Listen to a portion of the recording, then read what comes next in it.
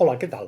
A 18 de març que estem avui. Informació de servei. Les temperatures continuaran pujant tot i que continuen els núvols.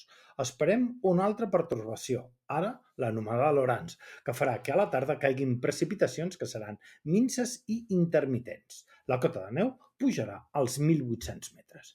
Anem a les notícies. Tant reclamar i tant plorar, i al final ho han aconseguit. Ja ho diuen, que qui no plora no mama. Doncs això, els cossos especials, que són els grups de treballadors que menys cobren del país, tindran una millora del 10% del sou base.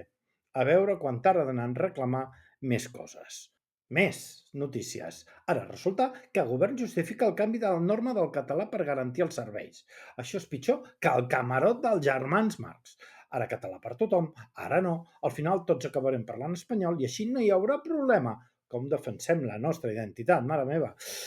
I per acabar, en una entrevista a la ràdio del règim, el cap de govern va avançar que no hi haurà liberalització total dels lloguers el 2027, com també que hi haurà flexibilitzacions al parc públic d'habitatge, és a dir, sobre la veda de l'especulació salvatge. Va, acabem aquí. Demà ens tornem a posar més i millor. Adeu.